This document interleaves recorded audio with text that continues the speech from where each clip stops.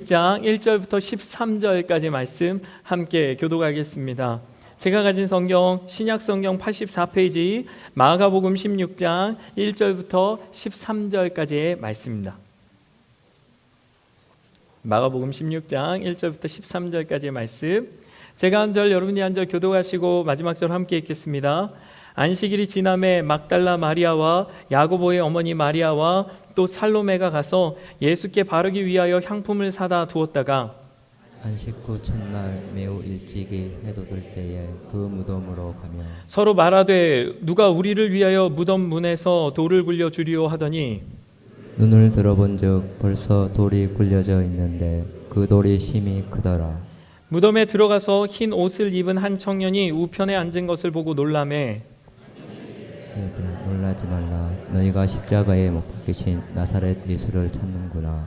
그가 살아나셨고 여기 계시지 아니하니라. 보라, 그를 두었던 곳이니라. 가서 그의 제자들과 베드로에게 이르기를 예수께서 너희보다 먼저 갈릴리로 가시나니 전에 너희에게 말씀하신 대로 너희가 거기서 배우리라 하라 하는지라. 여자들이 몹시 놀라 떨며 나와 무덤에서 도망하고 무서워하여 아무에게도 아무 말도 하지 못하더라. 예수께서 안식 후 첫날 이른 아침에 살아나신 후 전에 7 귀신을 쫓아내어 주신 막달라 마리아에게 먼저 보이시니 마리아가 가서 예수와 함께하던 사람들이 슬퍼하며 울고 있는 중에 이 일을 알리매 그들은 예수께서 살아나셨다는 것과 마리아에게 보이셨다는 것을 듣고도 믿지 아니하니라. 그 후에 그들 중 2 사람이 걸어서 시골로 갈 때에 예수께서 다른 모양으로 그들에게 나타나시되 함께 읽겠습니다. 2 사람이 가서 남은 제자들에게 알리었으되 역시 믿지 아니하니라. 아멘. 할렐루야. 4월 둘째 주 특별히 부활주일 예배에 오신 성도 여러분들 주님의 이름으로 환영하고 축복합니다. 이 부활절 우리가 부활의 기쁨에 감사하며 예배드릴 때 그 기쁨이 우리의 삶에도 충만하게 될 줄 믿습니다. 우리 이 부활절 하나님께 먼저 영광의 박수 올릴까요? 하나님 감사합니다. 하나님 찬양합니다. 네, 오늘도 변함없이 우리 샬롬으로 3번 인사할까요? 저를 향해서 한번, 여러분 자신을 향해서, 옆 사람을 향해서 우리 샬롬으로 3번 인사하겠습니다. 시작. 샬롬, 샬롬, 샬롬, 샬롬. 네. 평안하시길 바랍니다. 세상이 줄 수 없고 세상이 어떻게 알겠습니까? 이 부활의 기쁨. 이거 도무지 한량없는 이 기쁨을 어떻게 계산하겠습니까? 그 세상이 줄 수 없는 기쁨에 충만하시고 그 평안함으로 완전히 사로잡히시는 우리 성도님들의 삶이 되길 간절히 소망합니다. 아멘. 부활절은요, 여러분, 우리 기독교 최대의 절기지요. 이 부활의 기쁨, 우리의 삶으로 증거하는 그런 한 주간 되시길 간절히 소망합니다. 오늘 우리가 함께 읽은 본문의 말씀은요, 마가복음의 말씀인데요, 특별히 오늘 본문에서 예수님께서 십자가에 못 박히시고 사흘째 되었을 때, 그때 예수님 부활하기 직전에, 어쩌면 부활하신 이후에 그 무덤에 찾아갔다가 일어났던 몇 가지 이야기, 그리고 증인들에 관한 이야기를 저는 오늘 좀 나눠볼까 하죠. 그리고 특별히 마가복음은요, 기사의 내용이 다른 성경들과 좀 달리 굉장히 단조롭죠. 사실 그래서 오래전부터 우리가 오늘 나눈 마가복음은요, 다양한 오해를 받았었습니다. 실제로 예수님의 예수님의 행적을 다루는 성경을 우리는 복음서라고 하지 않습니까? 그래서 성경 안에는요, 4가지 복음서가 있어요. 마태, 마가, 누가, 요한. 요 4개 책만 가지고 우리가 꼭 복음이라는 말을 붙이잖아요. 마태 복음, 마가 복음, 누가 복음, 요한 복음. 이 이야기는 이 4가지 성경이 예수님의 행적을 기록해 놓았다는 것을 의미합니다. 근데요, 이 4개 복음서 가운데서도 마가복음은요, 초기 기독교 역사 안에서 아주 하찮게 취급을 받았었습니다. 이유가 있어요. 왜냐하면 마가복음에 있는 이야기들은 거의 다 마태복음이나 누가복음에 기록된 내용들이다 보니까 변별력이 없는 거예요. 또 다른 복음서보다는 내용도 좀 짧고 예수님의 가르침보다는 행적이나 이적의 기사들을 중심으로 초점이 맞춰져 있다 보니까 이 책 마가복음은 마태복음이나 누가복음의 그 내용들을 간략하게 요약한 요약본이다라는 사람들이 있었거든요. 심지어 이 책을 기록한 사람이 누굽니까? 마가죠. 마가가 기록했으니까 마가복음. 그리고 사도행전에 보면 이 마가는 어떤 사람일까요? 실제로 이 마가는요, 바나바라는 사람의 조카로 나오는데요, 이 바나바는 누구냐? 사도 바울과 함께 1차 선교 여행을 떠났던 사람이 이 바나바라는 사람이에요. 근데 둘이서 선교 여행 떠날 때 이 마가라는 조카를 바나바가 데리고 갑니다. 근데요, 중도에 낙오해버린 거예요. 사실 선교여행이라는 게 얼마나 힘이 듭니까? 우리가 지난주 한 주간도 고난주간을 묵상하며 이 땅에 있었던 순교자들의 말씀을 나눴지만, 아니 그렇게 복음을 전하는 게 얼마나 힘든 일인데 중간에 낙오하는 사람, 물론 낙오하는 사람도 힘들어서 낙오했겠죠. 그럼에도 불구하고 한 사람 그렇게 떨어져 나가면 함께 복음을 전하는 사람들이 얼마나 낙심이 됩니까?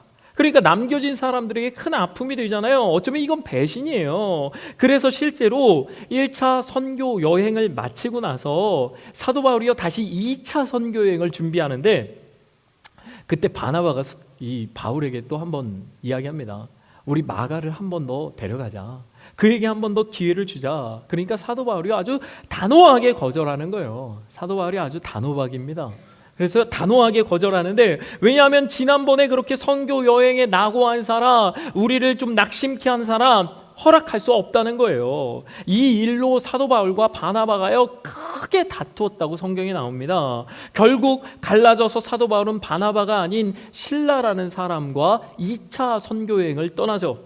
그러니 사도행전에서 보면 바나바가 원래 그 사도행전에 보면 아주 착하고 성령과 믿음이 충만한 사람이라고 이야기하거든요. 그런데 그런 바나바와 바울을 헤어지게 만든 사람이 바로 이 마가라는 사람이라는 거예요. 그러니 초대교회의 마가에 대한 인식은요 별로 좋지가 않았어요.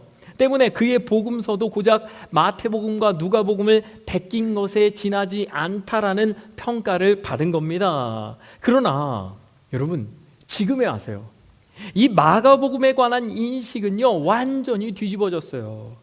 사본학이라 불리는 오래된 문서를 연구하는 학문이 발달하면서 18세기에 완전히 뒤집어졌는데, 이유는 마가복음이 가장 짧은 성경이고 간결하기 때문에 오히려 마태복음과 누가복음이 마가복음을 참고했다는 거예요.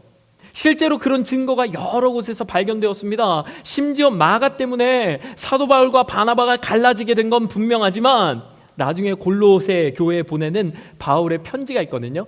그거 감옥에서 편지를 썼는데 그때 누구와 함께 있다고 골로새서에 나오냐면 마가와 함께 있다라고 이야기합니다. 또 나중에 바울이 죽기 직전에도 그가 내게 큰 도움이 되니까 혹시 이 감옥에 올 때 그를 꼭 데리고 오라고 당부하는 대목이 있습니다. 이를 통해서 마가와 바울은 이미 갈등을 해소하였고 실제 마가가 바울에게 꼭 필요한 사람이 되었다는 것이 재조명되었죠. 심지어 베드로 사도도요 마가를 뭐라고 이야기하면 자신의 아들이라고까지 밝힙니다. 결국 지금은 이 마가복음이요 이 4개 복음서 가운데 가장 중요한 성경이 되어버렸어요. 중요한 위치를 차지하게 되었죠. 그런 의미에서 오늘 본문의 기록도 아주 특별한 기록이라는 거예요. 오늘 예수님의 부활을 증거하는 기록이라 할 수 있는데, 그러면 어떤 것이 특별할까요? 오늘 본문에 보니 예수님께서 죽으신 지 사흘째 되는 날 새벽에 예수님의 무덤에 가는 사람들 이야기가 등장하고 있는 거예요. 근데 누가 가고 있습니까? 오늘 본문 1절에서 3절에 보니 이렇게 나와 있어요. 안식일이 지남에 막달라 마리아와 야고보의 어머니 마리아와 또 살로메가 가서 예수께 바르기 위하여 향품을 사다 두었다가 안식 후 첫날 매우 일찍이 해 돋을 때에 그 무덤으로 가며 서로 말하되 누가 우리를 위하여 무덤 문에서 돌을 굴려주려 하더니, 제가 오늘 성찬식을 해서 그런지 자꾸 침이 나오네요. 이게 맛있었나 봐요. 네. 오늘 본문에 보니 막달라 마리아, 또 야고보의 어머니 마리아, 살로메가 예수님의 무덤으로 가는 내용이 담겨 있는 거예요. 그럼 이 세 여인은 어떤 사람들일까요? 일단 막달라 마리아 먼저 이야기를 하면 그녀에 대해서는 오늘 본문에 잘 나와 있습니다. 9절에 보니까 이렇게 나와 있어요. 예수께서 안식 후 첫날 이른 아침에 살아나신 후 전에 7 귀신을 쫓아내어 주신 막달라 마리아에게 먼저 보이시니, 뭐라고 나옵니까? 전에 예수님께서 그녀의 7 귀신을 쫓아내 주신 그런 여인이다. 이는 예수님의 능력과 이적을 직접 맛본 사람이라고 알려주는 것 아닙니까? 이 이야기는요, 누가복음에도 동일하게 나옵니다. 누가복음 8장 2절에 보면 또한 악귀를 쫓아내심과 병 고침을 받은 어떤 여자들 곧 7 귀신이 나간 자 막달라인이라 하는 마리아와, 아마 마리아는요, 예수님께서 귀신을 쫓아내어 주신 그 이적을 맛보고 그분을 끊임없이 쫓아다니는 추종자가 되었던 여인으로 보입니다. 그러면요, 야고보의 어머니 마리아는 누굴까요? 학자들은 이 야고보가 예수님의 제자 야고보가 아니라고 봅니다. 오히려 이 야고보는요, 작은 야고보라 불리는 예수님의 친동생을 가리킨다고 봐요. 그러니 이 야고보는 누굽니까? 예수님의 모친이라는 거예요.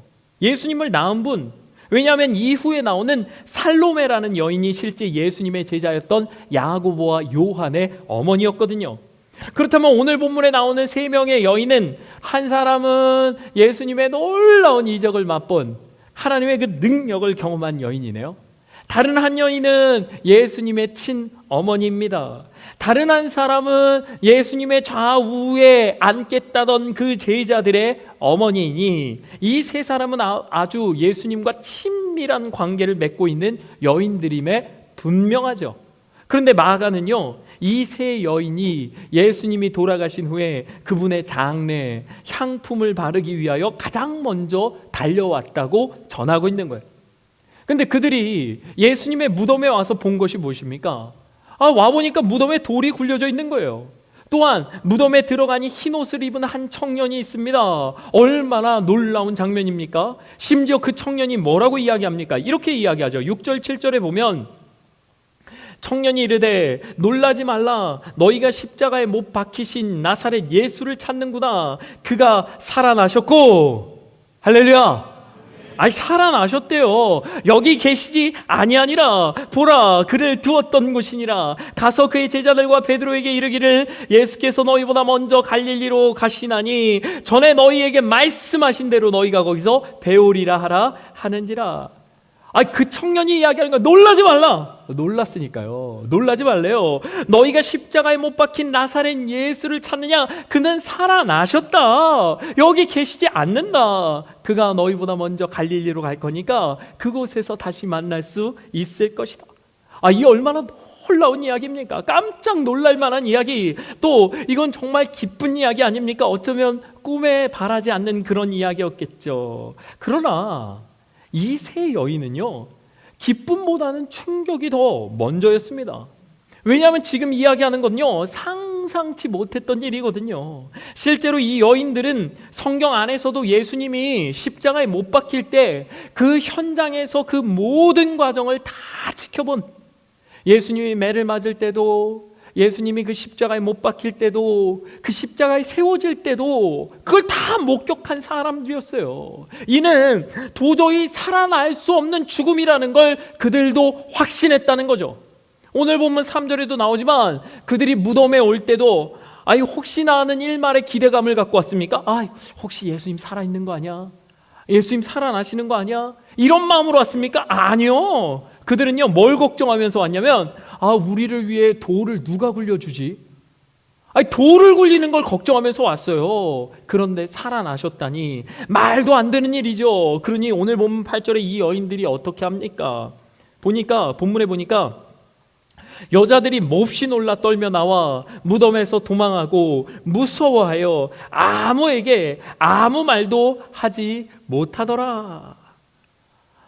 우리가 생각할 땐 이 여인들이 기쁨의 소식을 막 전해야 된다고 생각하지 않습니까? 근데요, 놀라서 떨며 아무에게도 아무 말도 하지 못했다는 거예요. 그렇죠. 이건요, 정상적인 반응입니다. 사실 이들이 정말 보고 들은 것을 사람들에게 말한다고 해도 누가 이 말을 믿겠습니까? 실제 그 당시에, 그 고대에는요, 여자들의 말은 법적인 증거에 효력이 하나도 없었습니다. 이는 당시 시대적으로 여성의 모든 것이 그 삶이 다 남성에게 귀속되었다고 보기 때문에 여하튼 남자의 도움 없이는 아무것도 주장할 수도 없고 증거할 수도 없는 게 여자의 입장이었어요. 게다가 지금 이 세 사람의 면모를 한번 보십시오. 아니, 누가 이 사람들의 말을 고지고대로 믿겠습니까? 한 사람은요, 예수님을 절대 증언할 수 없는 사람이에요. 왜요? 그의 어머니예요, 어머니. 이 아들이 너무 비참하게 죽었습니다. 너무 억울하게 죽었어요. 어쩌면 사람들이요, 환상을 봤다고 해도 고개를 끄덕일 만한 그런 입장의 여인이었어요. 그게 어머니 아닙니까? 살로메도 마찬가지죠. 살로메는요, 예수님이 살아계실 때 예수님께 찾아가서 단도직입적으로 예수님이 보좌에 앉을 때 좌우에다 우리 아들들 좀 앉혀주십시오. 심지어 예수님께서 내가 주는 잔을 내가 먹을 수 있느냐라고 하시니 내가 기꺼이 마시겠습니다, 이렇게 대답했던 여인이 바로 이 살로메라는 여인이었어요. 그는 자기 아들들을 위해 주위에 눈치 보지 않는 헌신적이고 자기 주장이 강한, 자존감이 강한 대단한 여인이 바로 이 살로메라는 여인이었어요. 그러니 어쩌면 사람들이 이 여인은 없는 사실도 만들 수 있는 여인이라고 보았을지 몰라요. 심지어 마지막에 나오는 여인이 누굽니까? 막달라 마리아예요. 막달라 마리아. 이 여인은 말 다 했죠. 7 귀신이 들렸던 여인이에요. 여러분, 7 귀신이 들렸던 여인이 어떻게 증인이 될 수 있습니까? 성경에는요, 귀신 하나만 들려도 감당할 수 없는 일이 그 삶에 벌어지고 그 삶은 이루 말할 수 없이 피폐하지 않습니까? 근데 7 귀신 들렸던 여인이 누가 이 여인의 말을 듣겠습니까? 그런데 오늘 본문 9절에는 이 막달라 마리아에게 주님이 처음 자신을 보이셨다 말씀하고 있는 거예요. 그러니 사람들의 반응이 어떠합니까? 10절 11절에 보니까 이렇게 나와 있어요. 마리아가 가서 예수와 함께 하던 사람들이 슬퍼하며 울고 있는 중에 이 일을 알림해 그들은 예수께서 살아나셨다는 것과 마리아에게 보이셨다는 것을 듣고도 믿지 아니하니라. 제가 이야기한 것과 같죠? 사람들이 슬퍼하는데 막달라 마리아가 와서 이야기하는 거예요. 주님을 봤다. 주님이 살아났다. 저것도 나갔구만. 저것도. 제정신 아니구만. 안 믿는 거예요. 안 믿는 거예요. 듣지도 않고 안 믿는 겁니다. 못 믿는 거예요. 어쩌면 예수님 돌아가신 후에 그 충격에 다시 귀신 들렸다고 수군거렸을지도 모릅니다. 그러면 여러분 한번 생각해 보십시오. 왜 마가는 이렇게 믿을 수 없는 증인들을 예수님의 부활의 증거로, 증인으로 내세우고 있냐는 거예요. 아니, 하다못해 남자들의 이름 하나라도 기록해 놓았으면 당시 시대적으로 증거에 의미가 있지 않았겠습니까? 아니면 아무리 여인들이라도 조금 번듯한 사람, 그럴듯한 사람, 조금 객관적으로 증명이 될 만한 그런 사람을 세웠어야 하는 것 아닙니까? 이상하게도 마가는요, 그런 것에 전혀 관심이 없어 보여요. 아니, 오히려 예수님의 부활을 사람들이 믿지 않았다는 것에 주목하고 있는 것처럼 보입니다. 12절 13절에도 나오죠. 그 후에 그들 중 2 사람이 걸어서 시골로 갈 때 예수께서 다른 모양으로 그들에게 나타나시니 2 사람이 가서 남은 제자들에게 알리었으되 역시 믿지 아니하니라. 2 사람이 언급됩니다. 이들은 누가복음에 보면 엠마오로 가는 2 제자를 이야기하죠. 그런데 이들의 이야기도 누가복음에서는 아주 자세히 나와요. 자세히 언급합니다. 근데 이 마가는 그런 걸 언급하긴커녕 예수님께서 그들을 만나셨고 그들이 제자들에게 이 사실을 알렸지만 반응이 어땠다고요? 아무도 역시 믿지 않더라. 믿지 않았다는 거예요. 그럼 이게 대체 예수님의 부활을 알리자는 거예요? 말자는 거예요? 예수님의 부활을 전하자는 거예요? 전하지 말자는 거예요? 그럼 왜 마가는 이렇게 믿지 못할 증인들과 이름이 없는 사람들의 이야기를 나열하고 있을까요? 대체 마가가 원하는 게 무엇입니까? 없어요.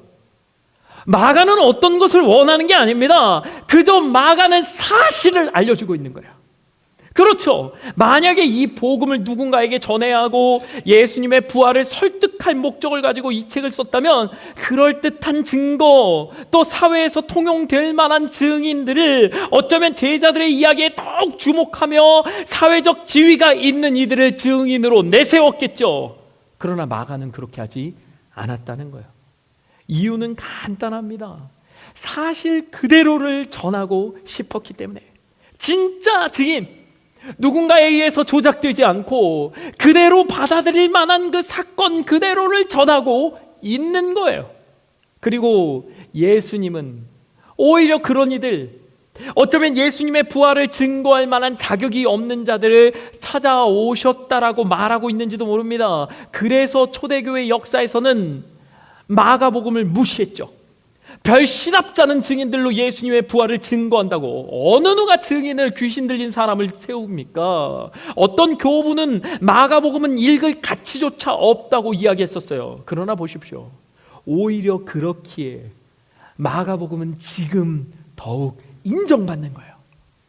그리고 예수 그리스도에 대한 더욱더 확실한 증거가 되는 겁니다. 왜냐하면 지금의 학자들은 외치거든요. 정말 주님의 부활이 사실이 아니라면 마가는 이런 증인들을 세울 이유가 전혀 없다는 거예요. 그렇죠. 이것이 거짓말이라면, 예수님이 부활하지 않았다면 좀 더 그럴듯한 증인들을 세웠겠죠. 그래야 자기의 거짓말을 감출 수 있잖아요. 그러나 마가가 세운 증인들이 너무 보잘것없기에 오히려 그 책이 지금에 와서 더 확실한 증거, 어떤 복음서보다 확실한 증거가 되었다는 거예요. 이는 우리도 마찬가지라는 겁니다. 우리 가운데 예수 그리스도의 복음을 전할 자격이 있는 사람이 누가 있습니까? 제가 목회를 하며 성도님들께 함께 전도하자고, 복음 전하자고, 우리 동력하자고 이야기하면 그렇게 이야기하시는 분들이 계세요.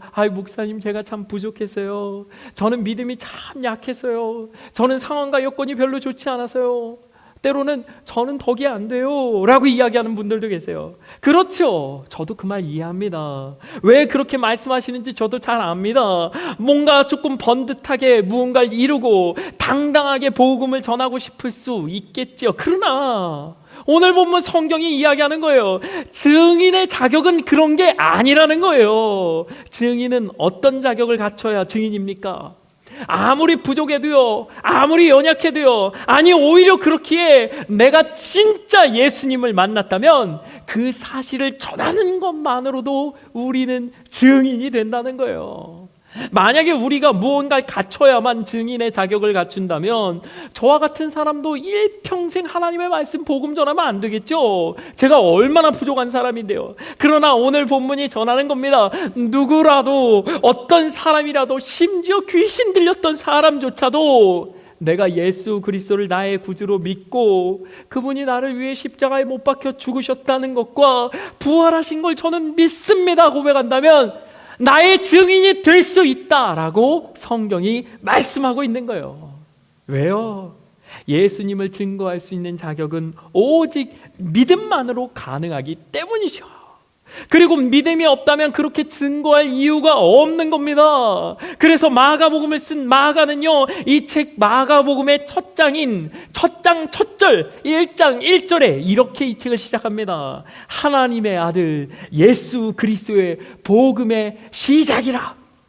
복음의 시작이라. 복음의 시작. 그저 내가 보고 듣고 믿은 그 사실 그대로를 전하는 것, 이것이 복음의 시작이다. 사랑하는 성도 여러분, 그렇게 복음 안에서 시작하십시오. 내 자격을 고민하지 말고 우리에게 맡겨주신 사명 생각하며 이 부활절, 날 위해 죽으시고 살아나신 주를 있는 그대로, 믿는 그대로 전하는 겁니다. 그때 우리와 같이 연약한 자들을 통하여서도, 우리가 연약하기 때문에 오히려 더 우리의 복음이 더 진짜로, 진실로, 진리로 세상에 전파될 수 있는 줄 믿습니다. 그렇게 전해지고 수많은 사람들이 주님께 나오는 역사가 우리를 통해서도 시작될 수 있는 것이죠. 사랑하는 성도 여러분, 그렇게 주의 복음을 삶으로 전하는 증인들 되는 모든 성도님들의 삶이 되길 간절히 소망합니다.